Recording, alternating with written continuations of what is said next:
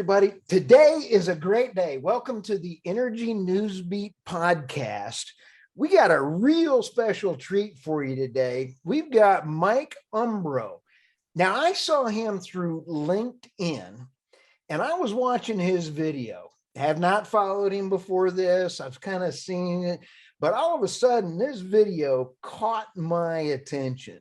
Mike is an entrepreneur deluxe, and we're going to go through some of his. I was sitting there trying to read his bio, but he's got Fairview Capital. He's the principal there, and several others. So, welcome to the podcast, Mike.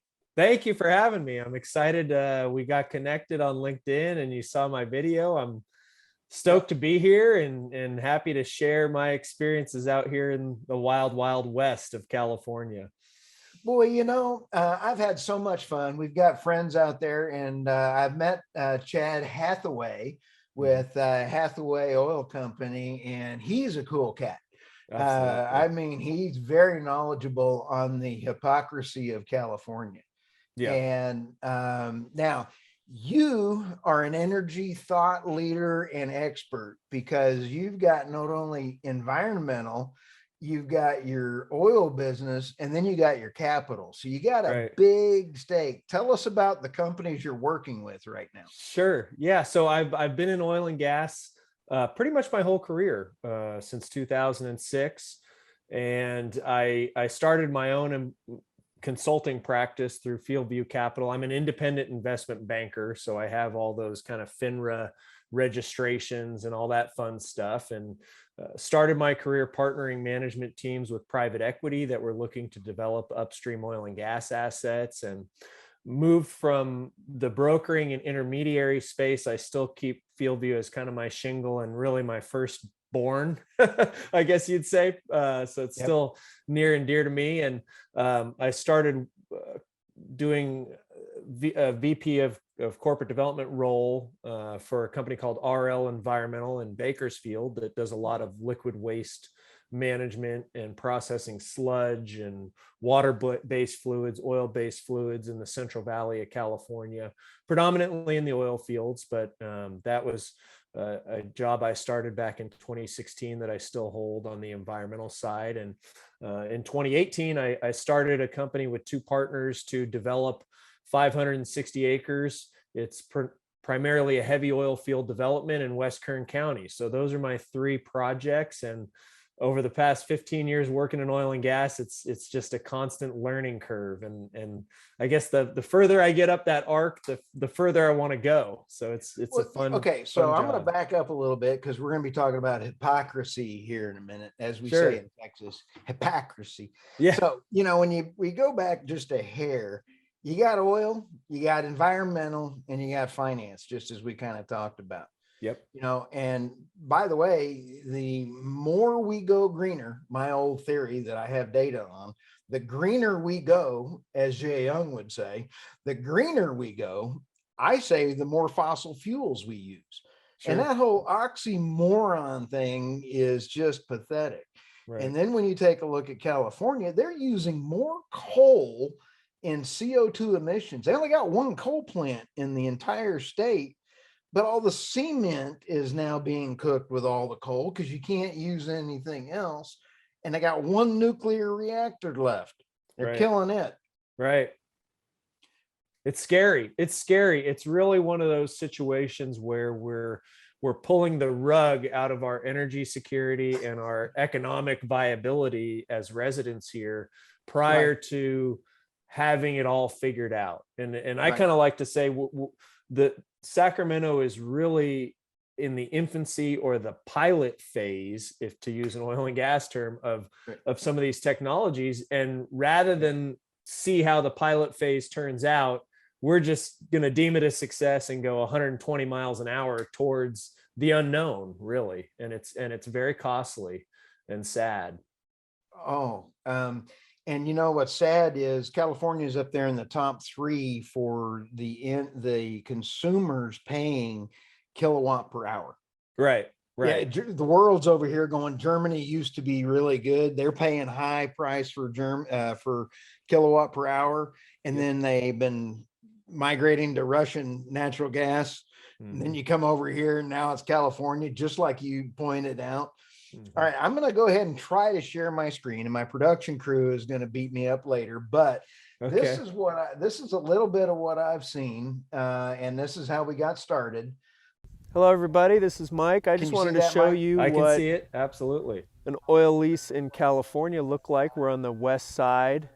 That's our lease right there. So it's a desert, to say the least. You know, less than 6 inches of rain occurs in this area. And it's in the middle of nowhere, isn't it? We're in the middle of nowhere. We're about an hour, 20-minute drive west of Bakersfield. Yeah. And we're about an hour and 30-minute drive southeast of San Luis Obispo and Paso Robles area. Okay. So I'm going to play this part because I think A, you're funny. Yeah. And B, it brings up some great points. So let me get to my marker here. Okay. It is. See, actually, people listen to your stuff. Yeah, that's good. I love it. That's awesome. So here we go. We're at 3. There we go. It gets less than 6 inches of rain per year. And so just so you know, we're surveying everything. Plant life is the first phase. We have to wait for it to get above 77 degrees and not too windy and sunny so we can start surveying for lizards, should there be any blunt-nosed leopard lizards out here. So shortly we'll start that phase for looking for endangered species on the animal front. But for now, we're good on the flora aspect out here at our lease. And just a friendly reminder, this is not the Amazon rainforest, my friends.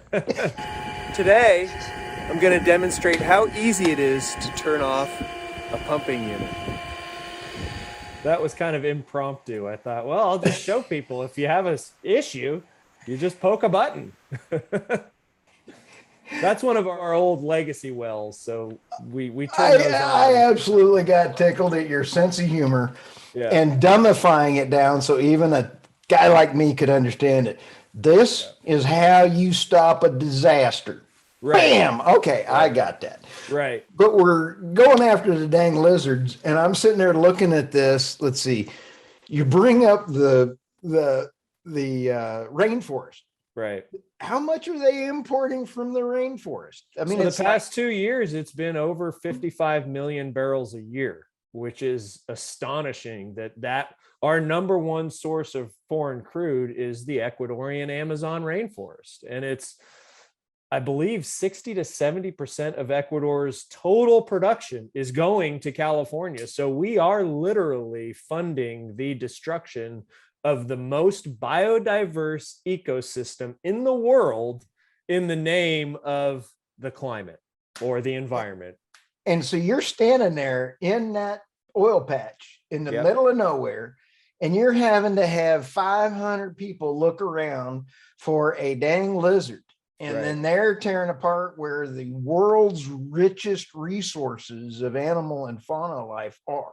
Right, exactly. And so a year before we can even drill any operator in Kern County, we're doing those surveys for flora and fauna, and you're spending tens of thousands of dollars to have professional biologists out at your lease to make sure that you don't have endangered species running around or growing. And it's something that, if that was the end of the story, it would be fine. Operators in California and across the country in the United States are totally okay with the idea of protecting the environment. We want to protect the environment, but where we get frustrated is there's countless environmental activist groups whose sole mission is to file legal challenges everything. It's like every excuse under the sun simply to delay project development. And there's no critical thought into, well, if you're not allowing California operators to produce oil and gas responsibly, then where are you getting it from?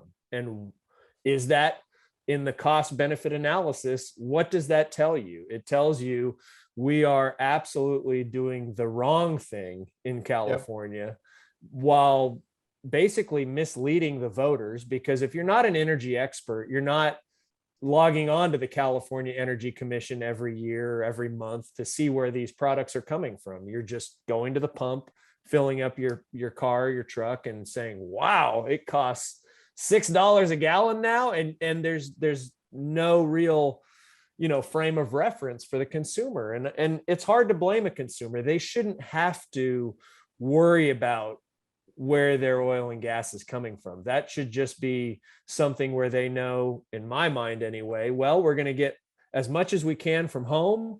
And then number two, we're going to get it from the most responsible places thereafter. And that should be the order of operations. Mike, you bring up a great point, and that is gasoline prices. California is among the highest in the taxes in the country. 51 cents a gallon, just state excise. 51 cents a gallon, just state excise tax. Just state. And you have no pipe, and you have almost no refineries, so you're pretty limited. Shutting them down. Yep. Do what? They're just shutting them down slowly. The smaller ones, yeah. And so. What are your, because the rest of the country, there was a picture that went out yesterday on LinkedIn or Twitter or day before, $8 oil or something. $8 gas. Yeah. I don't know if that was real or not. Well, Los Angeles and Monterey County and other places in California, you see those kind of prices advertised. And the other thing, which is really surprising to me, the Wall Street Journal had a piece and it briefly mentioned the other taxes we pay, but I've been shouting at people that Californians are already paying for our version of the Green New Deal in the form of low carbon fuel standard, LCFS, and cap and trade. Now, those two programs add on an additional 45 cents per gallon to our gasoline. So now you're at $1 between state excise tax and climate tax, we'll call it, that is directly built into the California consumer's bill. And it's very underreported. Most people don't realize that we are paying for cap and trade and we are paying for LCFS in every gallon of gasoline we buy. Okay, let me ask a few questions because this is important. Sure. The average bear going to work, driving his car, is paying the extra buck.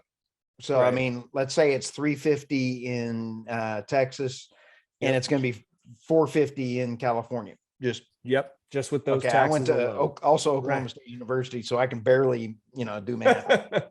I love my school, but okay. So you got that. Now, everybody in the state pays that tax, whether you're rich, poor, or you're working for a living. So that hits everybody. That's right. Now, the income taxes and everything else for everybody over certain, you're robbed on taxes as income.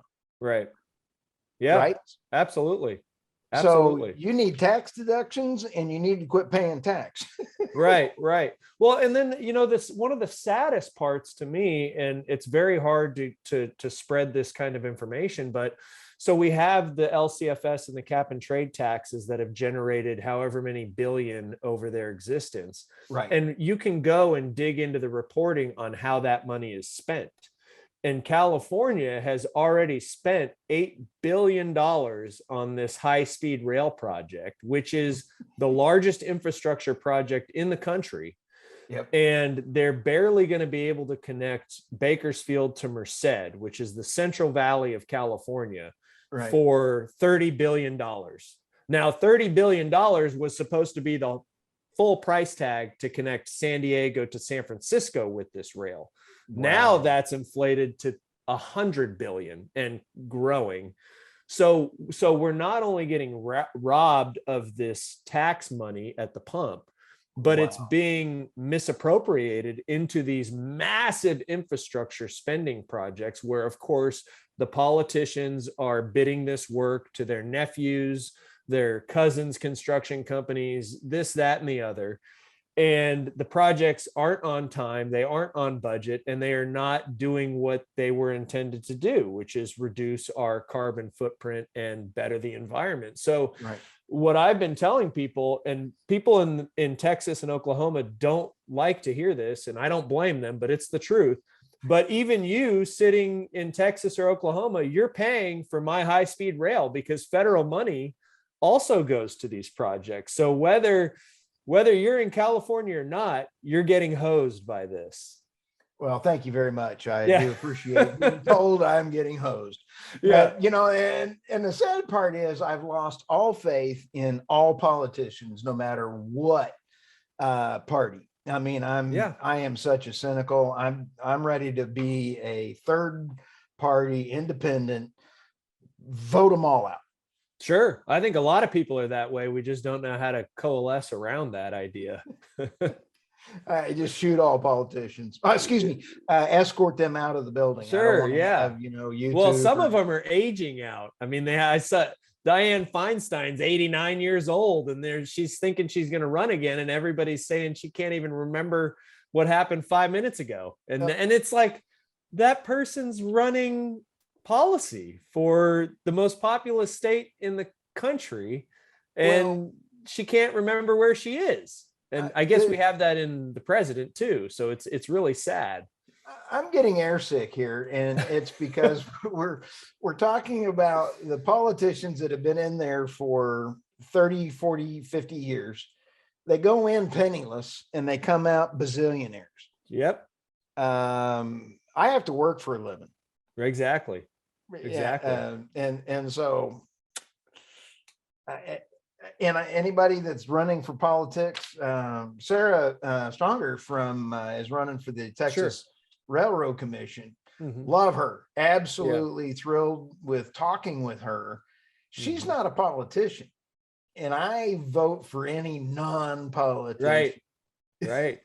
No, it's true. It's true. It's one of those scenarios where, right now on the floor, Senator Shannon Grove of Kern County introduced a bill, SB 1319, in the state Senate in California. It passed 9-0 out of committee, but it's basically saying we need to hold foreign barrels of crude to the same emission standards as local barrels of crude. Yeah, so it's going to set up a very interesting floor debate, because what is their way out? To say we shouldn't track foreign barrels to the same standards? I don't know how the liberal side, this is Senator Shannon Grove, who's a big supporter of the industry. Of course, she represents a big swath of Bakersfield in Kern County. What bill was that? Because I want to Senate put that Bill 1319 in California. So it just passed through committee the week before last. So now I think the next step is kind of a debate on the floor about how they massage the language so that they can give themselves an out. Because of course, if you start, here we adhere to the California Environmental Quality Act, CEQA, and the Global Warming Solutions Act of 2006, AB 32. Those are the two keystone pieces of climate and environmental laws that's great. We should have them on the books, but only so much as every barrel that's consumed in California meets that standard. And the only operators that meet that standard are folks like me and the bigger independents and the other, big companies that are operating in California. And that's it. And Chad Hathaway's group, I know they meet all the standards. He is very particular on all those kind of things. So those kind of operators, and I have yet to meet any operators that are not trying to meet every single regulation. Oh, absolutely. There's no other option, because that if you don't, number one, you're not practicing ethically, but number two, you're going to have lawsuits through infinity. You're never going to get off the ground unless you do. So the biggest problem now is this misinformation about we're sitting on permits, and it's like, well, we've got 5 NOIs at CalGEM. We're waiting to drill. And CalGEM is so inundated, which is our state agency, CalGEM. They're so inundated with handling these requests from all these lawsuits that all these climate activists are always throwing into the courts, that they somehow cannot find the time to process permits. So now we're in this situation where the independent operators pay a per barrel fee of our production to fund CalGEM. So we're funding this agency that's supposed to process our permits, but now they don't have time because they have to provide evidence or documentation for these legal challenges. Right. So now you're in this, this stalemate where nothing happens. And it's really, the only thing that happens is last year we buy 15 million barrels from Russia and 60 million barrels from Ecuador and 50 million barrels from Saudi Arabia and 30 million barrels from Iraq. Yeah, and Iraq. we call it good. And it's absurd. Unbelievable. It is. Now, you bring up great points, and I get all excited talking about Yeah, this. sorry, I threw a lot in there. Oh no, I'm sitting there trying to pick up nuggets to be, shoot back at you. Biden did his beloved, we're going to go ahead and allow drilling, but that was not because he's trying to be nice. It's because of a court order. Right. And so now the department that is issuing all of the permits said they're going to slow walk it. Exactly. It is not. So how much federal land in California is under the federal land? Because it's not as big as it's not like New Mexico and other states where New Mexico is like the big dog. But even up in the Balkan, up in that area, they went from 160. They went from like a bazillion acres down to 160 acres. Right. And they're going, we're complying with the law. And so you got over here, the politicians going, yeah, we're good guys. And then over here, it's everybody that they're hiring and they talk to go, nope. Right. And in California, how they've shut it down is Gavin Newsom has issued executive orders to ban hydraulic fracturing. So in California, there's 10 to 20% of the production is derived from hydraulic fracturing, which in California, it's a high pressure steam frac into a diatomite formation. Now, most of that is operated by ERA, which is a JV between Shell and Exxon, and Chevron, both of which have filed lawsuits recently to challenge Gavin Newsom's executive order. But he's basically, it's unconstitutional takings out of Sacramento. They're telling CalGEM, the state agency, do not process these frac permits, despite the fact that the Lawrence Livermore National Laboratory had approved over 100 of these permits. So the first phase was it went to this third-party review by our national laboratory, who then said, okay, these are good. And then I think Newsom said, well, shoot, I better just shut this down because the science is actually saying it's fine.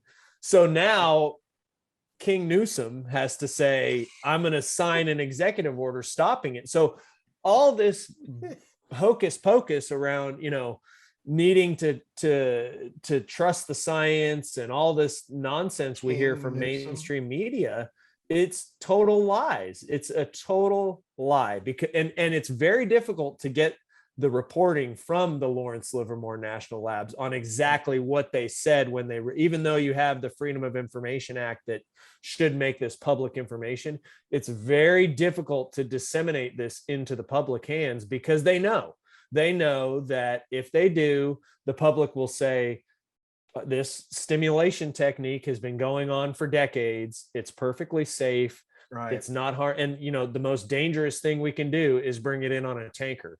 So you're not going to hear any bans on tankered crude, but you're going to hear bans on local production for no reason. And the amount of pounds of CO2 emitted from a tanker is gigantic. Oh, yeah. In your video, I got cracked up on two things. You said, and old Gavin Newsom, you're petting the grass. It's all dry and everything. And, I don't think you said King Newsom, because I love that. Not in that one. Yeah. You're petting the grass and go, look, here's, and then the other one was pipelines, no pipelines, no CO2, tankers, lots of CO2. Exactly. It's very common sense. And it's really sad because even on the far left agenda of trying to shut down local production, if you're going to tell me that, then you cannot stay silent on the tankers. It's intellectually dishonest to just say, hey, we're going to shut down jobs that pay disadvantaged communities Yep. $120,000 a year. We're going to import the smog and pollution into those same communities. And then we're going to lie to them and tell them it's the domestic producer that's hurting their communities, when the port of Los Angeles and Long Beach is the single largest stationary source of pollution in the entire state. And so No we're way. saying we want to expand the port, which is the greatest source of pollution, but we Right. want to minimize local production, which accounts for less than 3.7% of our total greenhouse gases, and virtually no pollution, because Right. pumping units are not spewing particulate matter, SOx and NOx as the tankers are. So it's really sad, because I feel like there's this middle ground that Yeah. Republican, Democrat, middle, whoever you are, should be Right. able to take a common sense, unemotional look at this and say the proper order of operations is to call for an end to imported crude first, Right. and then an end to local production. It's common sense, Yeah, and the science supports it. Yeah, unfortunately, they're using the Jones Act as a excuse. And Yeah. the dang Jones Act was implemented in 1914 or some number, whatever Right. number it was. And the ships, we can't use, blah, blah, blah. All the, Right. the ships have to be made by US, and they have to be manned 80% by US citizens. And Right. that's why we're importing so much from people that hate us. Right. Okay. Exactly. That's why we can let China rip up the Amazon. Right. And, Yeah. and so there are exclusions that the Democrats have used in the past to set that aside. Right. Why don't our Democrats in California and our Democrats in Texas, let's all get together and throw that bad dog on the side, and let's work together as Americans. I Absolutely. like the way you said that. Right. Yeah, it needs to happen. And I think sadly, I feel like it's the energy crisis and the price at the pump is going to get so bad that the economics force the conversation. Because if you look at the polling, Right. the top three issues that Californians face Right. are homelessness is, I think, number one. 68% of Californians are fed up with the homelessness. Yeah. Gasoline prices is number two. Right. And housing affordability is number three. Wow. And you get down the list to climate, which is like 10% of respondents care about the climate. Just everybody cares about the environment. Right. I think that's the other thing that needs to be distinguished. Everybody locally, whether you're a surfer in San Diego where I live, or you're a rancher in Kern County, everybody cares about our local environment. Right. But I think the politicians are misjudging the American public and the California public, and thinking they are stupid enough to go along with this idea that we can affect the global climate and the global atmospheric concentration of carbon, which is nonsense. It's never going to happen. Mike, you bring up a great point, and I heard this the other a while ago, and I can't remember where.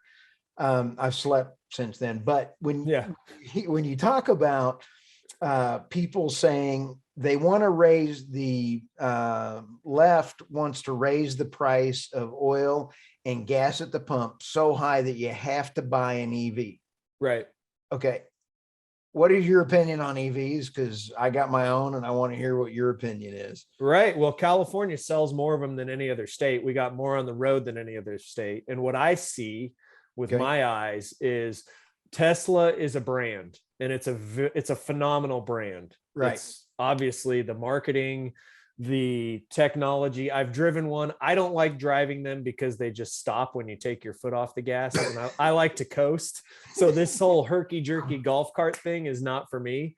But what I see happening is the affluent real estate, professional, biotech professional, you see them all in the neighborhoods. You see a lot of EVs on the surface streets. You see a lot of EVs that appear, and the studies show they drive like 5,000 miles a year. So they're driving a fraction of what internal combustion engines are moving. So what I see is wealthy people buying them because they're neat toys.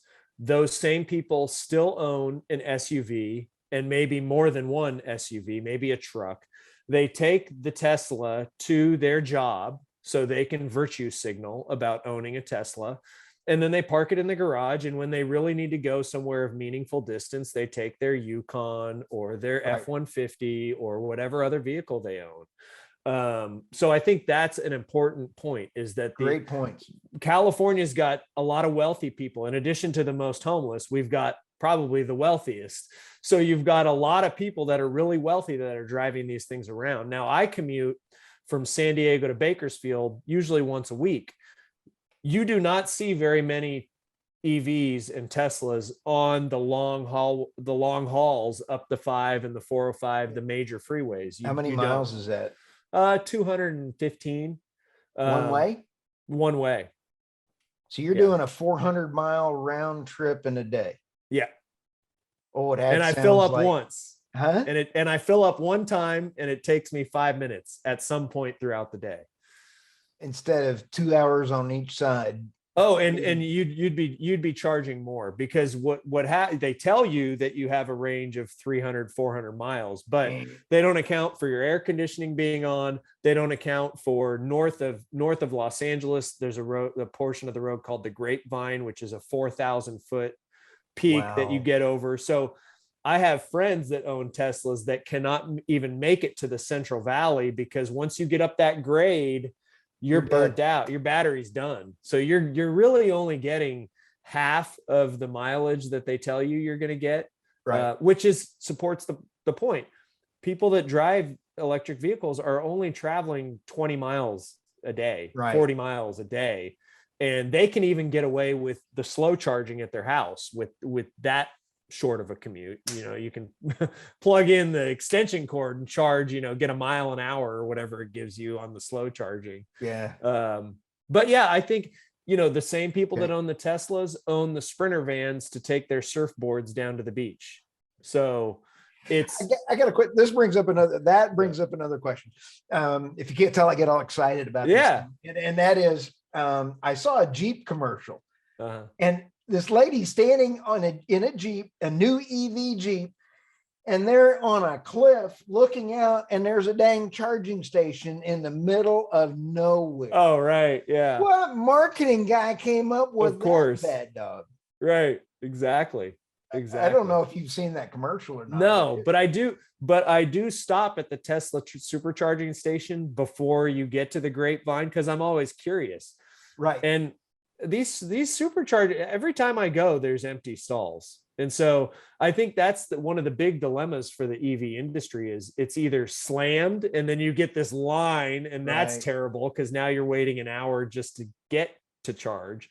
Right. Or there's like 6 of these things. So then my mind says, well, why are we proposing to spend X amount of billions to build more charging when there's plenty of charging? So it's really, again, I think that's another one of these money laundering schemes of the federal and state governments to just say, hey, we got to build all these charging stations and spend X billions, and who knows where that money goes.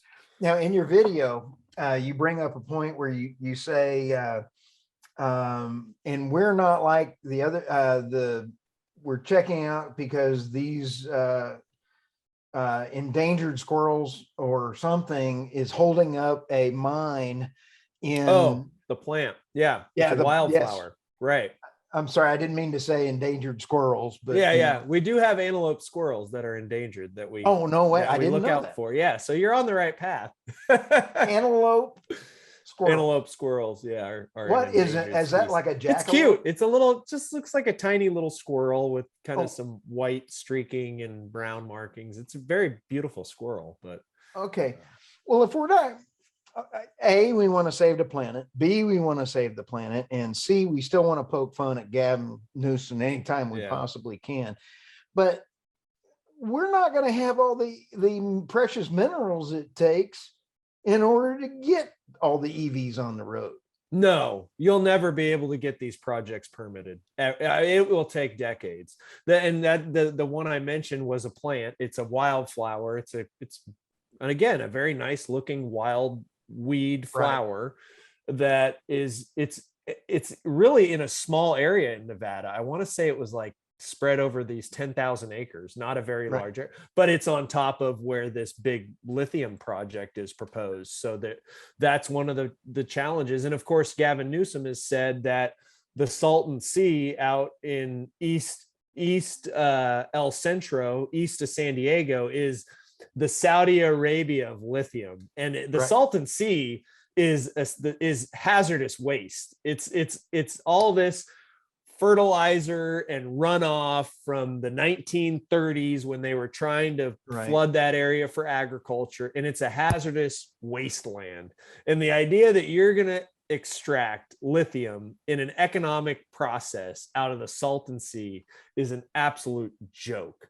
But he goes out there and says, oh, we could have, he sneaks that could in there, we could have the Saudi Arabia of lithium on our hands. It's like, one, the surface footprint of that operation would be massive. Two, you're never going to do it at an economic rate.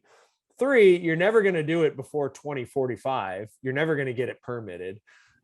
And four, we're sitting on the Saudi Arabia of crude oil in Kern County. We have 1.8 billion barrels proved reserves, which if Kern County was a state, it'd be about equal to the state of Colorado. Right. And we're out here saying we've got more oil. And really, if you allowed us to produce, we'd probably have 10 billion barrels of proved reserves if they really allowed us to develop the area. And if they allowed you to put in pipelines and update the refineries to new clean tech energy, you would have the cheapest gas in the US. We absolutely should. Yeah, we absolutely should. We should at least have the cheapest diesel, which right now is not the case with diesel prices spiking, because our lease is our primary target is about a 12, 13 gravity heavy oil. Right. And so that basically goes to make asphalt and diesel. So we're saying, hey, what are you going to start shipping in asphalt? I mean, why would you not produce and you're telling me you need infrastructure? Asphalt is a pretty big component of building roads. And so we're sitting there saying, why would you not produce the crude that makes the asphalt that goes right here? And then the diesel is another big issue, because the port of LA and Long Beach moves roughly 40 to 50% of all of our country's imports. All of it comes through. Half of it comes through that one port, and it all moves on diesel. And so if you're trying to tell me that we're going to have electric trucks, big rigs, I don't think so. No. I mean, we're probably half a century away from that technology actually being scaled. And so it's sad. Mike, did you see this morning that Biden is pushing to get $6 billion to save the aging nuclear fleet in the US? Oh, really? Okay. Yeah. Interesting. So he's going to because he can't get cheap electricity anywhere else. Right. Yeah. If they shut down Mount Diablo in San Luis Obispo County in 2024, like they said, that's 10% of our base load gone. Isn't that nuts? Yeah. Yeah. And they shut down San Onofre, which is just north of me. Was that 2013 or something? Yep. And our price, we're paying 30 cents a kilowatt hour. Yeah, kilowatt hour. It's sad. It's sad. I mean, and to think that those prices are not going up would be fanciful. I mean, they're going up from here, which is scary. This whole podcast, Mike, and I hope that your video made every left-wing person that doesn't want to have a decent conversation head explode. Yeah. And I absolutely want to be there to film that, because that'd be like a Monty Python old video where the head explodes. Yeah. And then this podcast, I hope, makes the head explode, left-wing explode list, because I had a lot of fun talking to you. So absolutely. And I hope I can get on some panels with some politicians and Let's see if we can invite Governor Newsom to come on. I don't know if he would. I don't know if he wants to go toe to toe with someone that knows the facts. Oh, that would be you. Me, yeah, we could try. I'll tell you what, let's get Chad Hathaway and a few other experts, and let's invite everybody that wants to discuss this, and we'll have an open town hall on this. Sure. That'd be awesome. I think we ought to have that challenge. In fact, Absolutely. I'll fly out. I would, yeah, well, we'll take it to the lease. We can record it out there in the middle of the desert. But we got to do a town hall and invite them to this. Yeah. So absolutely. I think we're going to have some fun. Thank you, Mike. I do appreciate you. And I can't wait to put all this, all your contact information in there so people can follow on your next videos. Okay. Sounds good. Appreciate you having me on. It was fun.